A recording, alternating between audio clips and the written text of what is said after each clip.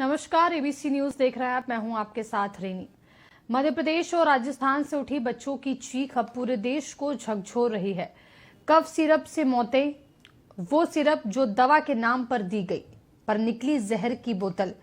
मध्य प्रदेश में अब तक 16 मासूम बच्चों ने दम तोड़ दिया। राजस्थान में 3 की जान चली गई और अब महाराष्ट्र में इस सिरप की बिक्री और इस्तेमाल पर एफडीए ने तत्काल रोक लगा दी है। Coldrif cough syrup batch number SR13 और अब जांच के घेरे में है। उत्तर प्रदेश में भी ड्रग्स विभाग ने जांच के आदेश दे दिए हैं, लेकिन सवाल यह है कि आखिर क्यों तब हरकत में आते हैं जब लाशें गिरने लगती हैं। मामला सिर्फ एक कफ सिरप का ही नहीं बल्कि सिस्टम की संवेदनहीनता का है और अब इस पर सियासत भी गर्म हो गई है। सपा सांसद वीरेंद्र सिंह ने बड़ा आरोप लगाया। उनका कहना है कि सरकार में बैठे लोग ही इन नकली दवाओं के निर्माण और सप्लाई में शामिल हैं। यहां तक कि मंत्रियों को भी नकली दवाओं के केस में सजा हो चुकी है। वहीं कांग्रेस सांसद इमरान मसूद का कहना है कि बच्चों की मौत का गुनाहगार सिस्टम है और सब कुछ उसी की मंशा से चल रहा है।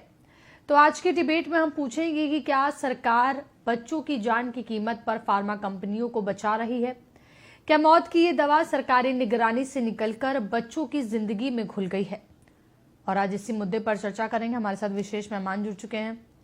कफ सिरप और बच्चों की मौत के बीच क्या संबंध हो सकता है, ये सवाल था मेरा। सर, होती है एक तो ये है जो कफ सिरप है वो भी एक दवाइयां हैं। हम लोगों का जनरली एक वो होता है, दृष्टिकोण होता है कि कभी भी डॉक्टर कफ सिरप लिखता है, आप मेडिकल स्टोर में जाकर के हमें खांसी की दवा दे दो। खांसी की दवा 3 तरह की होती है। एक होती है कफ सप्रेसेंट, यानी कि खांसी को केवल दबाती है, उसमें दबाने वाली दवाई होती है। एक एक्सपेक्टोरेंट जो खांसी के बलगम को निकालती है और एक एंटी एलर्जिक होती है। तो ये डॉक्टर का एक परिपेश होता है कि पेशेंट को किस तरह की दवा की जरूरत है, कौन सी को जरूरत है। जनरली लोग ये सोचते हैं ये कफ सिरप है और बिना करे हुए फूल से लगा करके 2-3-4 घूंट ले लेते हैं और मालूम पड़ा जो हफ्ते भर दवा चलनी चाहिए वो 1 या 2 दिन में या 1.5 दिन में खत्म कर देते हैं। और किसी को ये नहीं मालूम होता कि कितनी डोज देनी है और कब तक लेनी है। यही चीज बच्चों में होता है। बच्चों में स्पेशली डोज बहुत ही इंपॉर्टेंट होती है। 2.5 ml देना है कि 5 ml देना है कि 750 ml देना है, ये एक बच्चों का डॉक्टर ही बेहतर बता पाता है। और जो बहुत छोटे बच्चे होते हैं, कुछ महीने के या कुछ दिन के होते हैं, उनकी ड्रॉपर से दवा चलती है, ड्रॉप में चलती है।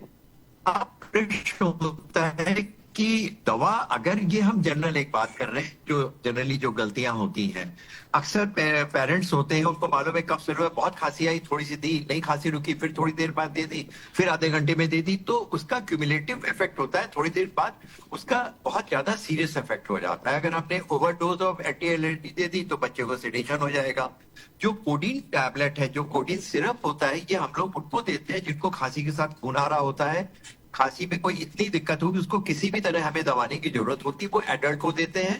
और ये सेंट्रली एक्टिंग है, यानी कि ब्रेन के ऊपर इसका प्रभाव पड़ता है और नींद लाती है। अगर हम ये दवा बच्चों को ज्यादा डोज दे देंगे तो बच्चों को भी सेडेशन में चले जाएंगे और ये हार्मफुल इफेक्ट हो सकता है। उस जगह ये दवाई कोडीन का सिरप इसी को देखते हुए बंद कर दी गई है। लेकिन कुछ परिस्थितियों में इस दवाई को देना जरूरी होता है जब खांसी के द्वारा बहुत ज्यादा खून आ रहा होता है। तो इसमें कब किस समय दवाई देती है, ये रिस्ट्रिक्टेड मेडिसिन हो गई है कि हर एक को ये दवाई नहीं देनी चाहिए, बच्चों को भी नहीं देनी चाहिए। ये एक जनरल हमने आपको एक पिक्चर बताई है कि क्या होता है, गलतियां होती है। और जो मेडिकल स्टोर में जाकर के हम लोग दवाई ले लेते हैं, हाँ भाई कोई कफ सिरप दे तो उसने भी जो भी दवाई सामने रखी वो आपको दे दी। किस मरीज को कौन सी दवा देनी है, सांस का पेशेंट है, केवल पोस्ट वायरल कफ है, या कोई किसी और कारण से खांसी आ रही है, उसके अनुसार दवा का चीजें भिन्न होती है और डोजेस, रिस्ट्रिक्ट डोजेस रेगुलेशन के साथ में देनी चाहिए। अब दूसरी परिस्थिति ये होती है कि डॉक्टर को नहीं मालूम है, अगर गवर्नमेंट ने किसी दवा की कंपनी को अलाउ कर दिया है और वो वहां पे अवेलेबल है, तो क्वालिटी कंट्रोल गवर्नमेंट के हाथ में रहता है। क्वालिटी कंट्रोल जो दवा को निरीक्षण करती है उनको मालूम रहता है।